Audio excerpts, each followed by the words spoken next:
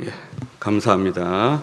또 우리 황 목사님께서 또 저에게 큰 격려와 위로를 주셔서 제가 큰 힘을 얻고 또 하나님 말씀을 전할 수 있는 것 같습니다. 예, 한 주간 또 잘 지내셨나요? 네, 5월 달에 참 여러 가지 행사가 있는 것 같습니다. 또 시간도 벌써 올해 4월이 다 지나고 5월 달이 됐습니다. 시간이 참 빠른 것 같습니다. 참 행사가 교회에 많았는데 어제는 드디어 우리 문대호 형제가 장가를 갔습니다.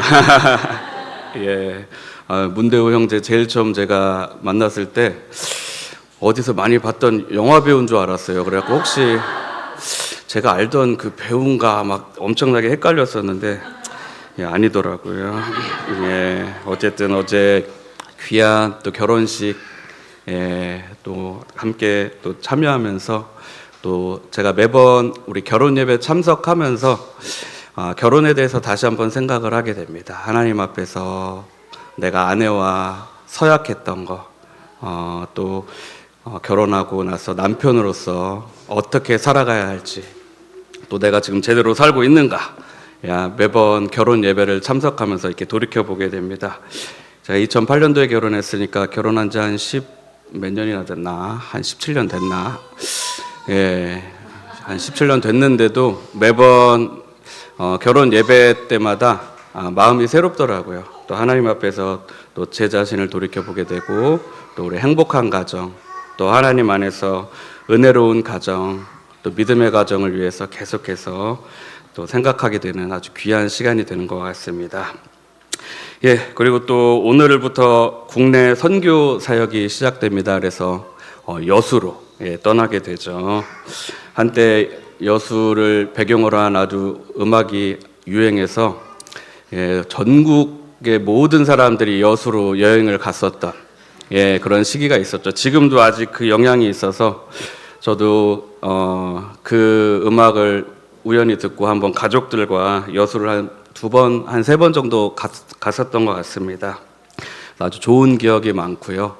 여수가 참 아름다운 도시, 아름다운 지역이더라고요.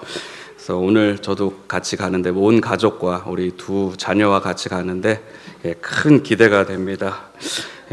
기대했는데 가서 너무 힘들어갖고 여수에 대한 그동안의 기억이 완전히 바뀌는지는 모르겠지만 오늘 또 아주 큰 기대를 가지고 또 여수로 국내 선교 사역을 갑니다. 그리고 또 봄 수양회가 또 있죠, 5월 달에. 그래서 봄 수양회도 매년 참 귀한 시간인 것 같습니다. 그래서 5월에 이렇게 교회에 이런 풍성한 행사와 모임이 많아서 저는 개인적으로 우리 성도님들을 자주 만나게 돼서 너무 기쁩니다. 제가 MBTI 무슨 형인지는 잘 몰라요. 하도 오래전에 해갖고.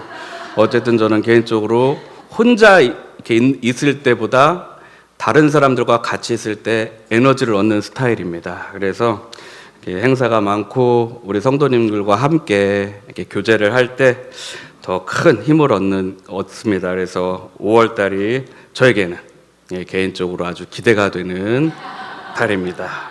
이런 쓸데없는 말 그만하고 오늘 말씀 보도록 하겠습니다. 오늘 말씀 사무엘하 10장 말씀입니다. 우리가 올해 그동안 계속해서 사무엘하 말씀을 봐서 저번 주에 9장까지 봤죠. 그리고 오늘 10장 말씀. 오늘 10장 말씀을 보면서 느끼는 건요. 사람과 사람 사이에 가장 마음 아픈 일 중 하나가요. 선의가 오해받는 것입니다. 진심으로 위로를 했는데 상대는 그것을 형식으로 받아들입니다. 사랑으로 권면했는데 상대는 그것을 공격으로 듣습니다. 돕고 싶어서 다가갔는데 상대는 그것을 자기 영역을 침범하는 것으로 여깁니다. 오늘 사무엘하 10장 말씀이 바로 그런 이야기입니다. 다윗은 은총을 베풀었습니다. 그러나 한우는 그 은총을 오해했습니다. 다윗은 평화의 손을 내밀었습니다. 그러나 한우는 그 손을 모욕했습니다. 다윗은 조문단을 보냈습니다. 그러나 한우는 그 조문단을 정탐꾼으로 의심했습니다. 이 사건은요, 단순한 외교적 실수가 아닙니다. 이것은 은총을 어떻게 받아들이느냐의 문제입니다. 더 크게 보면 하나님께서 세우신 왕, 하나님께서 주신 은총, 하나님께서 열어주신 그 평화의 길을 인간이 어떻게 오해하고 거절하는가를 생각하게 하는 본문이기도 합니다. 특별히 오늘 본문은요, 지난주 본문과 비교가 됩니다. 9장에서 다윗은 요나단과의 언약을 기억하고 그의 아들 무비보셋에게 은총을 베풉니다. 10장은요, 다윗은 나하스와의 관계를 기억하고 그의 아들 한운에게 은총을 베푸려 합니다. 그러나 결과는 다릅니다. 다윗은 하나님의 은총을 받은 자로서 사울의 후손뿐만 아니라 이방인에게도 은총을 흘려보내려 했습니다. 하지만 사울의 후손 무비보셋은요, 그 은총을 기쁨으로 받았고 이방 나라의 왕 한우는요, 그 은총을 거절했습니다. 그러므로 오늘 본문은 우리에게 매우 중요한 영적 질문을 던집니다. 나는 하나님의 은총을 받아들이는 사람인가? 아니면 거절하는 사람인가? 나는 은총을 은총으로 해석하는가? 아니면 의심과 계산으로 생각하는가? 나는 받은 은총을 다른 사람에게 흘려보내고 있는가? 이런 영적 질문을 생각하며 오늘 본문을 다시 한번 보도록 하겠습니다. 1절부터 5절 저와 한 절씩 교독하겠습니다. 1절입니다. 그 후에 암몬 자손의 왕이 죽고 그의 아들 한운이 대신하여 왕이 되니 다윗이 이르되 내가 나하스의 아들 한운에게 은총을 베풀되 그의 아버지가 내게 은총을 베푼 것 같이 하리라 하고 다윗이 그의 신하들을 보내 그의 아버지를 조상하라 하니라. 다윗의 신하들이 암몬 자손의 땅에 이르매 암몬 자손의 관리들이 그들의 주 한운에게 말하되 왕은 다윗이 조객을 당신에게 보낸 것이 왕의 아버지를 공경함인 줄로 여기시나이까? 다윗이 그의 신하들을 당신에게 보내 이 성을 엿보고 탐지하여 함락시키고자 함이 아니니까 하니. 이에 한운이 다윗의 신하들을 잡아 그들의 수염 절반을 깎고 그들의 의복의 중돌 부리까지 자르고 돌려 같이 읽습니다. 사람들이 이 일을 다윗에게 알리니라. 사람들이 크게 부끄러워하므로 왕이 그들을 맞으러 보내 너희는 수염이 자라기까지 여리고에서 머물다가 돌아오라 하니라. 1절에 보면요, 암몬 왕 나하스가 죽고 그의 아들 한운이 왕이 됩니다. 그래서 다윗이 이전에 나하스 왕에게 은총을 받은 것이 있어서 조문을 하기 위해 조문단을 보냅니다. 암몬 족속은 누구일까요? 바로 아브라함의 조카였던 롯에게 나왔습니다. 창세기 19장에 보면요, 소돔과 고모라가 멸망한 뒤 롯의 두 딸이 아버지를 통하여 자녀를 낳게 됐는데 작은 딸이 낳은 아들이 베남미입니다. 베남미가 바로 암몬 자손의 조상이 됩니다. 암몬은 이스라엘을 괴롭히는 민족이었습니다. 사사기를 보면요, 암몬이 이스라엘을 압제했고 사무엘상 11장에 보면 사울 시대에도 오늘 본문에서 죽은 암몬 왕 나하스가 이스라엘과 전쟁을 벌였지만 결국 사울에게 패배하게 됩니다. 그런데 다윗은 2절에 보면 나하스가 자신에게 은총을 베풀었기 때문에 그의 아들 한운에게 은총을 베풀겠다라며 조문단을 보냅니다. 정확히 나하스가 다윗에게 어떤 은총을 베풀었는지 성경에는 나와 있지 않지만 아마도 다윗이 사울을 피해 도망 다닐 때 사울과 적대적이었던 나하스가 다윗을 숨겨준 일이라고 말하는 신학자들도 있고, 다윗이 이제 왕이 되고 주변국들을 어느 정도 정리했을 때 나하스가 다윗의 왕권을 인정해 주었던 것을 가리키는 것이라 추측하는 신학자들도 있습니다. 어쨌든 다윗은 나하스에게 받은 은총으로 인하여 그의 아들 한운에게 조문단을 보냅니다. 하지만 암몬 사람들, 특별히 한운의 신하들은 다윗의 평화로운 의도를 의심하며 다윗이 대표단을 파견한 것이 이 성, 곧 암몬의 랍바성을 엿보고 탐지하여 나중에 함락시키고자 함이라고 주장합니다. 그들이 이렇게 다윗을 의심한 이유는 당시 다윗의 영향력이 주변국으로 점점 커지는 것과 남쪽에 있는 그들의 친구 모압 사람들에게 다윗과 이스라엘이 한 일로 인해 그랬을 수도 있습니다. 새 왕은 이러한 자문을 듣고 다윗의 조문단을 잡아 치욕을 주게 됩니다. 사실 누구의 조언을 듣고 행동하는가는 우리 인생에 참 중요합니다. 특별히 왕에게는 충신이 있는 반면 간신이 있고 우리들에게도 진정한 친구가 있는 반면 우리가 잘못된 행동을 해도 별 관심이 없고 충고도 하지 않는 친구들도 있습니다. 사실 솔로몬의 아들 르호보암도 왕이 되고 노인과 젊은 친구의 조언 중 젊은 친구들의 조언, 내 아버지는 너희의 멍에를 무겁게 하였으나 나는 너희의 멍에를 더욱 무겁게 할지라를 선택하여 결국 어떻게 됐죠? 이스라엘이 둘로 분열되게 됩니다. 한운도 관리들의 말을 듣고 다윗이 보낸 조문단에게 모욕을 주는데 그 당시 남성의 수염이란 남성됨의 상징으로 큰 슬픔이 있을 때만 깎았습니다.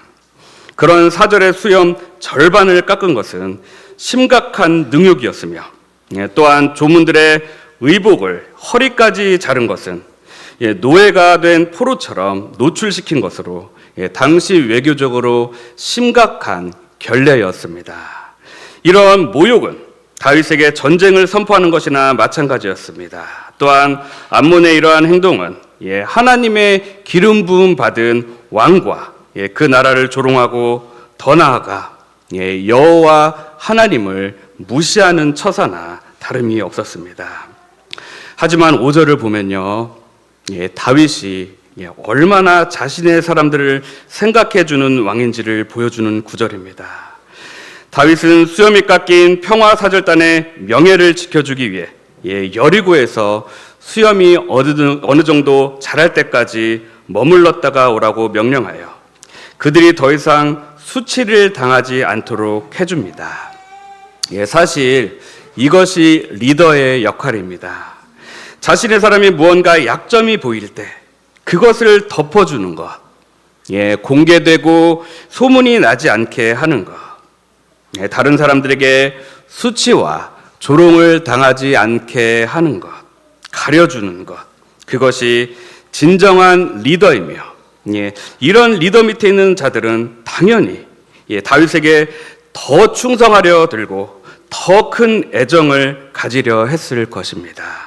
계속해서 오늘 본문을 봅니다. 6절에서 14절입니다. 한 절씩 교독합니다.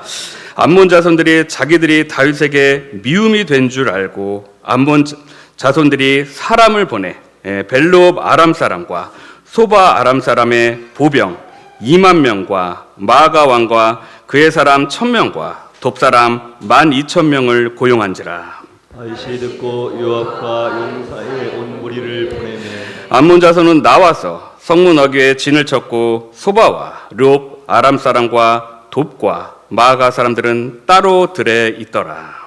요압이 자기와 맞서 앞뒤에 친 적진을 보고 이스라엘의 선발한 자 중에서 또 엄선하여 아람 사람과 싸우려고 진치고 그 백성의 남은 자를 그 아우 아비세 소아에 맡겨 암몬 자손과 싸우려고 진치게 하고 이르되 만일 아람 사람이 나보다 강하면 내가 나를 돕고 만일 암몬 사람이 너보다 강하면 내가 가서 너를 도우리라.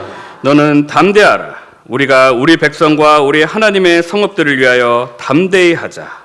여호와께서 선히 여기시는 대로 행하시기를 원하노라 하고 요압과 그에 함께한 백성이 아람 사람을 대항하여 싸우려고 나아가니 그들이 그 앞에서 도망하고 같이 읽습니다. 암몬 자손은 아람 사람이 동화망을 보고 그들도 아비새 앞에서 도망하여 성읍으로 들어간지라. 요압이 암몬 자손을 떠나 예루살렘으로 돌아가니라. 6절에 보면요.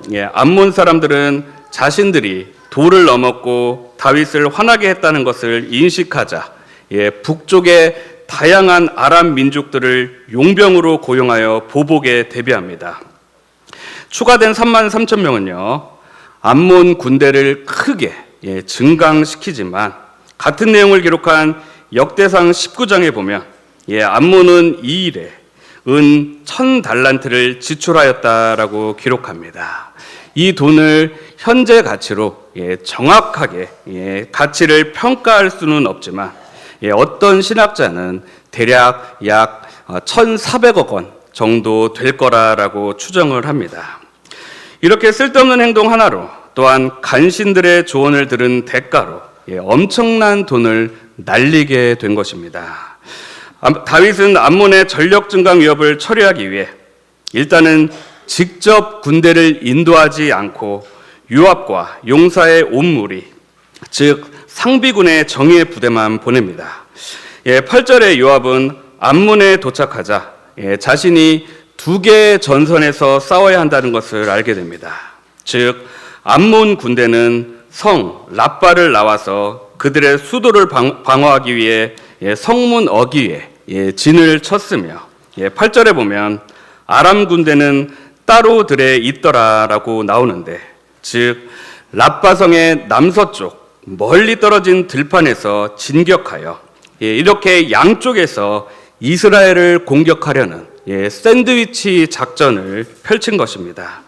그래서 9절에 요압 장군은 엄선하고 또 엄선하여 그런 병사들을 데리고 들에 있는 아람 군대와 싸우려 진치고 나머지 병사들은 자신의 동생 아비새에게 맡겨 성 랍바 앞에서 진치고 있는 암몬 군대와 싸우게 준비시킵니다.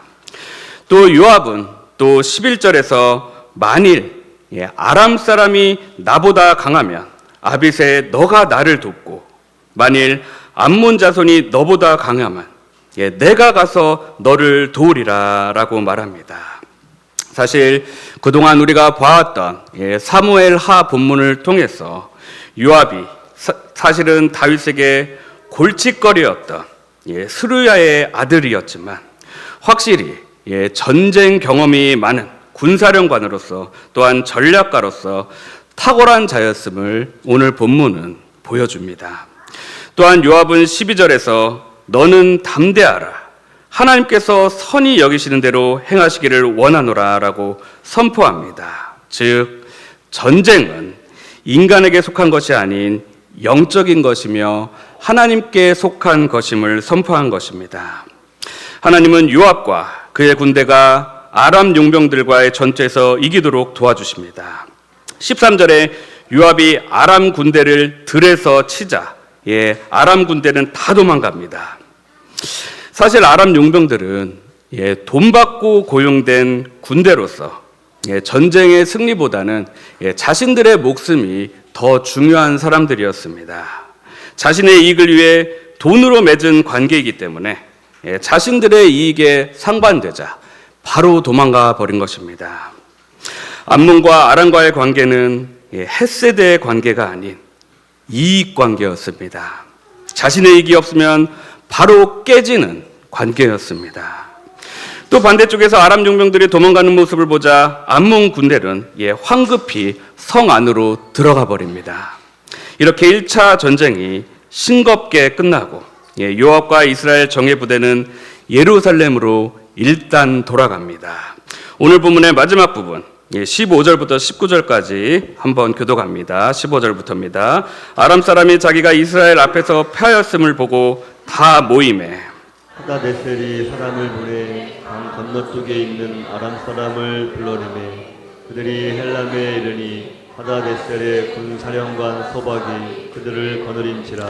어떤 사람이 다윗에게 알림해 그가 온 이스라엘을 모으고 요단을 건너 헬람에 이름에 아람 사람들이 다윗을 향하여 진을 치고 더불어 싸우더니 각 사람이 이스라엘 앞에서 도망한지라. 다윗이 아람 병거를 700대와 마병 4만 명을 죽이고 또 군사령관 소박을 치매 거기서 죽으니라. 같이 읽습니다. 하다네셀에게 속한 왕들이 자기가 이스라엘 앞에서 패함을 보고 이스라엘과 화친하고 섬기니 그러므로 아람 사람들이 두려워하여 다시는 암몬 자손을 돕지 아니하니라. 15절을 보면요. 아람 용병들이 다 패배하고 도망가니까 아람 왕인 하다데셀이 더 많은 아람 군대를 부르고 재편성하여 소박이라는 이름의 장군을 필두로 두 번째 출정을 하게 됩니다. 그러자 정보원이 다윗에게 그 소식을 알리고 다윗은 이번에 직접 군대를 이끌고 출정합니다. 그리고 아람과의 2차전을 치릅니다. 그러자 아람 군대가 다 이스라엘 앞에서 도망갑니다. 군사령관 소박도 죽게 됩니다. 이 전쟁을 옆에서 본 아람 지역의 다른 왕들이 이스라엘과 화친을 맺고 섬기게 되고 이제 다시는 암몬을 돕지 않게 되었다라며 이제 암몬은 앞으로 혼자 힘으로 자신을 방어해야 하는 처지에 놓이게 되었습니다. 이제 아무도 손 내밀어주는 나라가 없게 된 것입니다. 이렇게 오늘 본문 전체를 살펴보았는데 오늘 본문에서 우리에게 말씀하시는 하나님의 말씀과 본문이 주는 의미, 교훈은 무엇이 있을까요? 첫 번째로 지난주와 비슷하게 하나님으로부터 받은 은총은 흘려보내야 한다입니다. 다시 한번 말씀드립니다. 하나님으로부터 받은 은총은 흘려보내야 한다. 본문 1절을 다시 보면 암몬 왕 나하스가 죽자 다윗은 이렇게 말합니다. 그의 아버지가 내게 은총을 베푼 것 같이 나도 그의 아들 한운에게 은총을 베풀겠다. 여기서 중요한 단어가 바로 은총입니다. 지난 설교 때 말씀드렸듯이 여기서 은총은 히브리어로 헤세드입니다.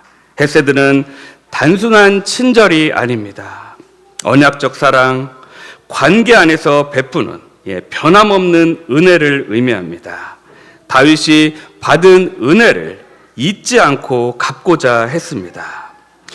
여기서 우리는 다윗의 인격을 보게 됩니다. 다윗은 당시 강한 왕이었습니다. 그는 이미 주변 나라들과의 전쟁에서 승리했습니다. 블레셋도 이겼고 모압도 이겼고 여러 나라가 다윗 앞에 굴복했습니다. 암몬도 다윗이 맘만 먹으면 칠 수 있었습니다. 그러나 다윗은 칼을 먼저 들지 않았습니다. 조문단을 보냈습니다. 정복의 손이 아니라 위로의 손을 내밀었습니다. 이것이 은혜 받은 사람의 모습입니다. 은혜를 받은 사람은 모든 관계를 힘으로 해결하지 않습니다. 은혜 받은 사람은 내가 이길 수 있다라는 이유만으로 상대를 누르지 않습니다. 다윗은 힘이 있었지만 은총을 선택했습니다. 승리할 수 있었지만 평화를 선택했습니다.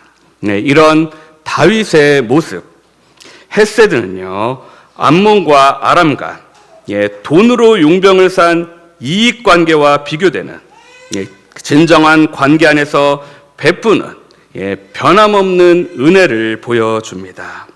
성도 여러분, 이것이 교회의 모습이어야 합니다.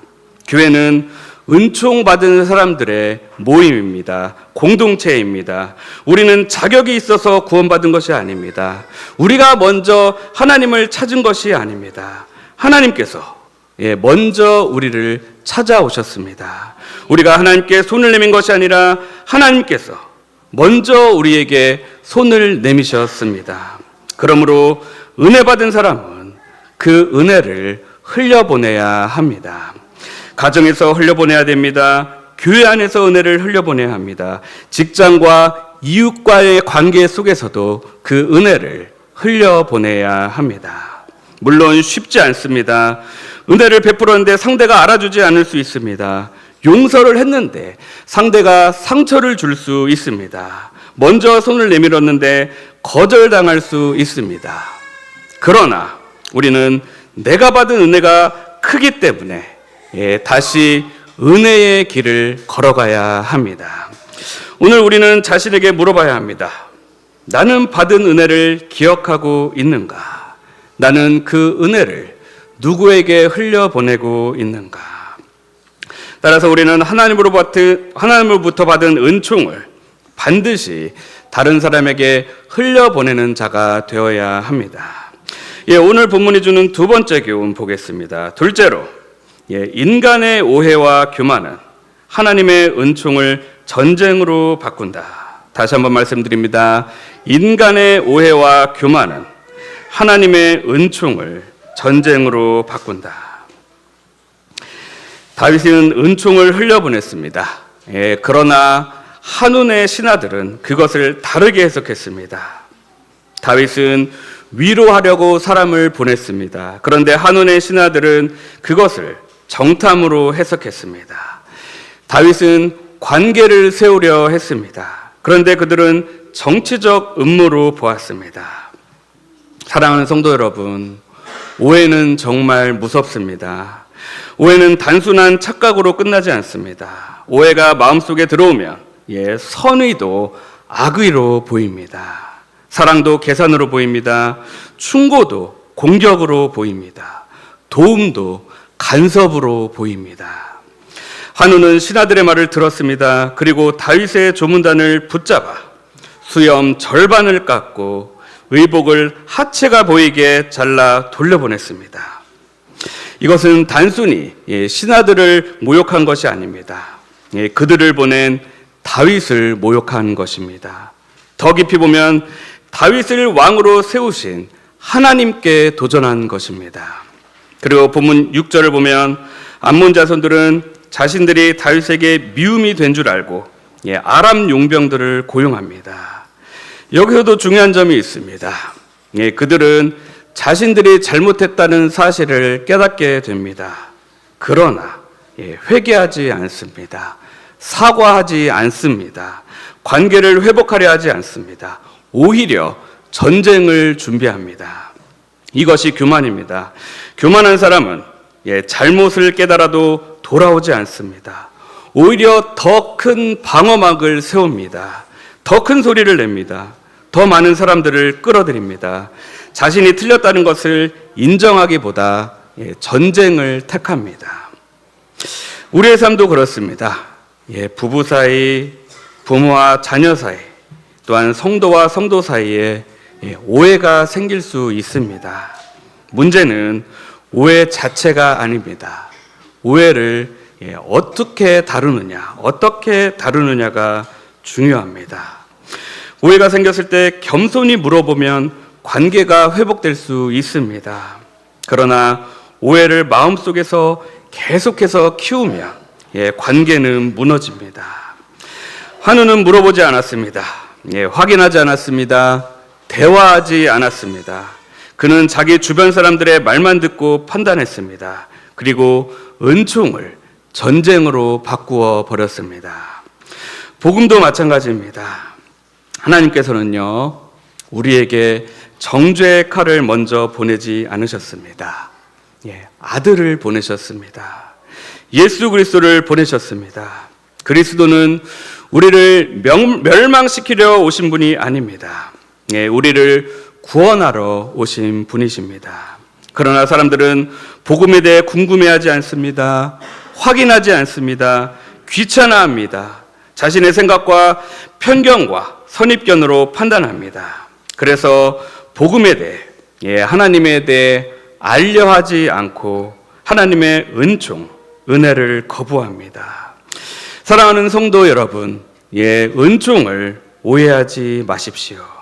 하나님의 말씀을 간섭으로 생각하지 마십시오. 하나님의 권징 7일을 미움으로 오해하지 마십시오. 하나님의 기다리심을 무관심으로 오해하지 마십시오. 하나님의 은혜를 가볍게 여기지 마십시오. 한운의 비극은요, 은총이 없어서가 아닙니다. 은총이 왔는데 그것을 알아보지 못했습니다. 평화의 손이 내밀어졌는데 그것을 쳐낸 것입니다. 따라서 우리는 다른 사람이 내미는 손을 부정적인 시선으로 보기 전에 먼저 긍정적인 시선으로 보려고 노력하여 오해를 만들지 말고 올바른 판단을 할 수 있는 마음의 여유가 있는 자가 되어야 합니다. 그렇지 않으면요 오해하게 되고 한 번 오해하여 관계가 틀어지면 회복하기가 쉽지 않고 결국 오해와 교만은 은총을 전쟁으로 바꾸게 됩니다. 이제 오늘의 마지막 세 번째, 하나님의 백성은 위기 속에서도 담대히 하나님의 뜻에 맡긴다입니다. 다시 한번 말씀드립니다. 하나님의 백성은 위기 속에서도 담대히 하나님의 뜻에 맡긴다. 본문 7절부터 전쟁 장면이 시작됩니다. 다윗은 요압과 정예군을 보냅니다. 암몬 자손은 성문 어귀에 진을 치고 아람 용병들은 들에 따로 진을 칩니다. 이스라엘 군대는 앞뒤로 적을 상대해야 하는 위기에 놓였습니다. 요압은요 상황을 파악합니다. 그리고 군대를 둘로 나눕니다. 자신은 아람 군대와 싸우고 아우 아비새에게는 암몬 자손을 맡깁니다. 그리고 이렇게 말합니다. 만일 아람 사람이 나보다 강하면 너가 나를 돕고 만일 암몬 자손이 너보다 강하면 내가 가서 너를 도우리라. 너는 담대하라. 우리가 우리 백성과 우리 하나님의 성읍들을 위하여 담대히 하자. 여호와께서 선히 여기시는 대로 행하시기를 원하노라.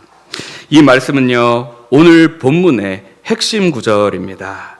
요압은 완전한 인물이 아닙니다. 그동안 봐왔던 사무엘하 말씀을 보면 요압에게는 거칠고 잔인한 모습이 있었습니다.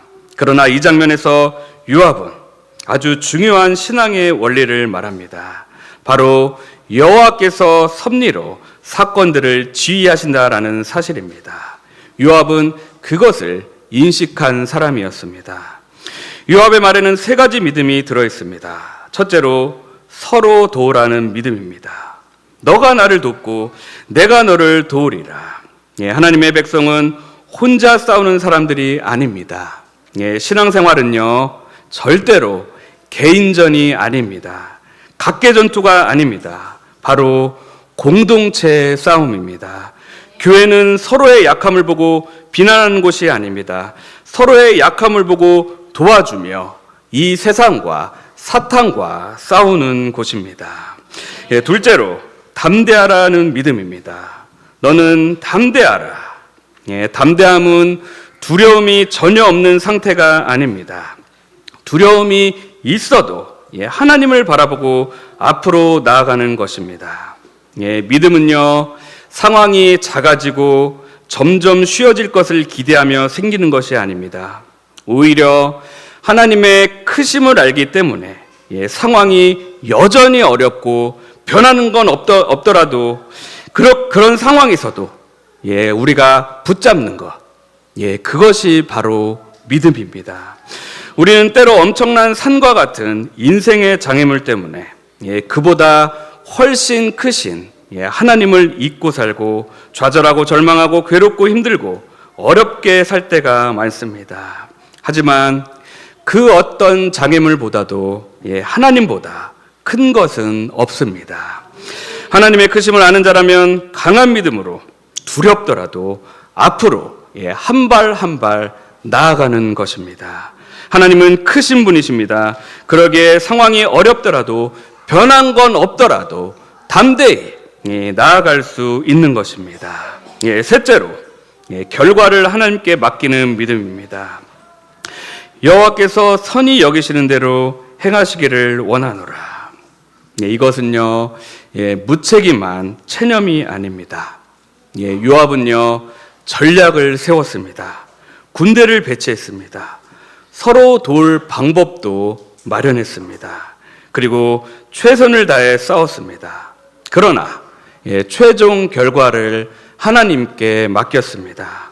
이것이 믿음입니다.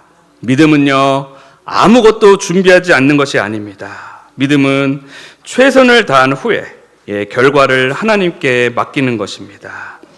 우리는 기도하면서 준비해야 합니다.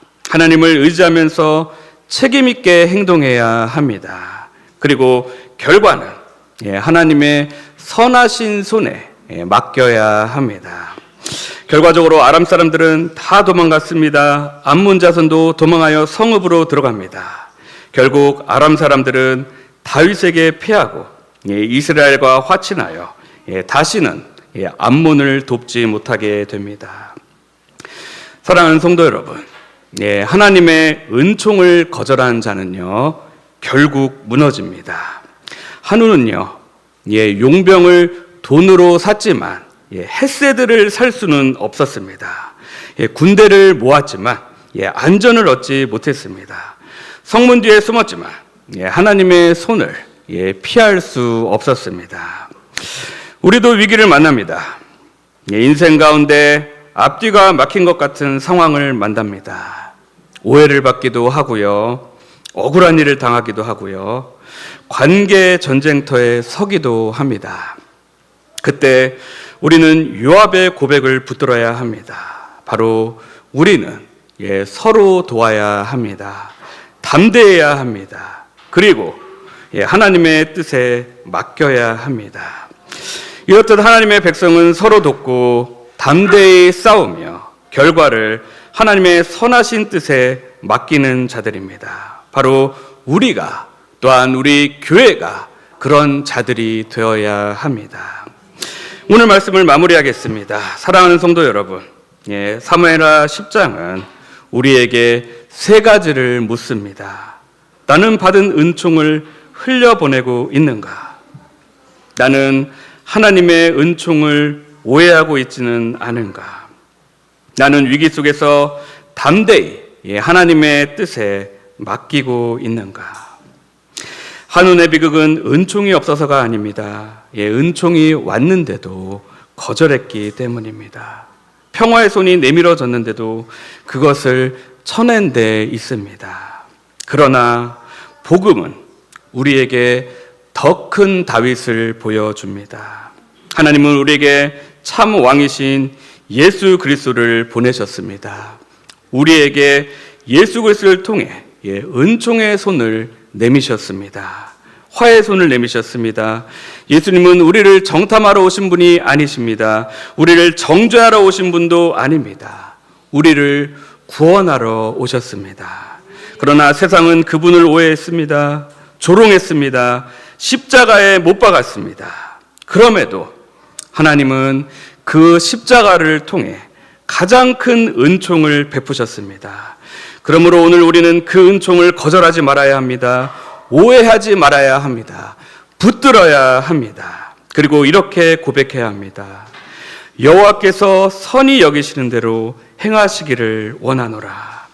따라서 더 큰 다윗, 예수 그리스도의 복음의 은총을 잘못 깨닫고 오해하고 거절하는 것이 아닌 기쁨과 감사로 받아들이고 그 복음의 은총을 제대로 깨달으며 그 받은 은총을 나만 가지고 나만 누리는 자가 아닌 아직까지 은총을 모르고 깨닫지 못하는 분들에게 흘려보내요. 세상 모든 사람들이 구원받기 원하시는 하나님의 마음을 소유하는 여러분과 우리 교회가 정말로 하나님께서 정말 사랑하시는 우리 주안교회가 되길 예수 그리스도의 이름으로 축원합니다. 이 시간 다 같이 기도했으면 좋겠습니다. 주님, 제가 하나님으로부터 받은 은총을 흘려보내도록 해주시옵소서. 또한 한운이 아닌 무비보셋처럼 하나님으로부터 오는 은총을 감사히 받고 누리는 자가 되게 하여 주옵소서. 주님, 하나님의 은총을 오해하지 않고 또한 예수 그리스도의 복음의 은총을 아직까지 깨닫지 못하고 오해하고 거절하는 이웃들이 예수 믿고 거듭나 새 생명을 얻게 하소서. 주님, 위기 속에서 담대하여 서로 도우며 하나님의 뜻에 나의 모든 인생을 맡기는 자가 되도록 우리 교회가 되도록 하소서. 또한 우리 교회가 하나님의 은총을 흘려보내 넘치는 교회, 복음의 은총을 전하고 풍성히 누리는 교회, 교회의 모든 것을 하나님의 뜻에 맡기는 교회가 되게 하소서라고 같이 기도했으면 좋겠습니다. 다 같이 기도하겠습니다. 주님, 그렇습니다. 하나님, 은혜의 하나님이십니다. 은총의 하나님이십니다. 제가 받은 하나님의 은총을 하나님 저만 갖고 있는 것이 아니라 정말로 흘려보내는 자가 될 수 있도록 도와주시옵소서. 하나님의 은총을 오해하지 않고 정말 예수 그리스도의 복음의 은총을 아멘으로 받아들이는 자가 될 수 있도록 도와주시고, 아직까지 하나님의 은총을 오해하고 거절하는 자들이 있다면, 그런 이웃이 우리 주위에 있다면 하나님 정말로 그 은총을 아멘으로 화답하고 받아들이는 자가 될 수 있도록 주님 함께하여 주시옵소서. 주님, 정말로 우리의 삶은 위기의 연속입니다. 우리의 삶 늘 힘듭니다. 하지만 정말로 강한 믿음, 상황이 변치 않더라도 한 발 한 발 앞으로 나가는 담대한 믿음을 허락하여 주시옵소서. 주님 함께하여 주시옵소서. 강한 믿음 허락하여 주시옵소서. 하나님이 크시기에 하나님 한 발 한 발 내딛습니다. 앞으로 전진합니다. 정말로 상황을 보지 않고 하나님 우리 주위의 환경을 보지 않고 크신 하나님을 바라보며 나아가는 자가 될 수 있도록 주님 함께하여 주시옵소서. 또한 우리 교회가 정말로 하나님께서 사랑하시는 우리 주한교회가 정말로 하나님의 은총을 흘려보내는 교회, 정말로 복음의 은총을 전하고 풍성히 누리는 교회, 하나님 교회의 모든 것을 하나님의 뜻에 맡기는 교회가 될 수 있도록 주님 함께하여 주시옵소서. 하나님 함께하여 주시고 이끌어 주시옵소서. 우리 교회 가운데 함께하시고 모든 성도들 가운데 하나님 늘 함께하여 주실 줄 믿습니다. 하나님, 그렇습니다. 우리가 인생을 살다 보면 쉽게 오해할 때가 있습니다. 또한 하나님으로부터 받은 은총을 아직까지도 오해하고 거절하고 받아들이지 못하는 또 우리 주위에 이웃들이 있습니다. 하나님, 불쌍히 여겨 주시옵시고, 또한 우리가 또 우리 교회가 하나님으로부터 받은 은총을 즐겁게 충분히 풍성하게 흘려보내는 교회가 되게 하여 주시옵소서. 또한 하나님, 우리의 인생은 늘 위기입니다. 교회도 늘 위기 가운데 있습니다. 하지만 상황이 좋아질 것 같고 그 상황이 점점 나아질 것 같은 기대로 우리가 한 발 한 발 앞으로 나가는 것이 아니라 상황이 여전히 어렵고 힘들고 변할 것 같지 않더라도 그것보다 더 크신 하나님을 바라보며 그 하나님을 의지하며 한 발 한 발 나아가는 저희들이 될 수 있도록, 우리 교회가 될 수 있도록 주님 함께하여 주시옵소서. 우리 교회가 하나님의 은총을 흘려보내는 교회, 복음의 은총을 전하는 교회가 될 수 있도록 주님 함께하여 주시옵소서. 이제는 우리 구주 예수 그리스도의 은혜와 하나님의 풍성하신 사랑하심과 성령님의 감화감동 교통하심이 이 자리에 있는 모든 성도들과 하나님께서 정말로 사랑하시는 우리 주한교회에 영원토록 함께 하시길 우리 구주 예수 그리스도 이름으로 간절히 축원하옵나이다. 아멘.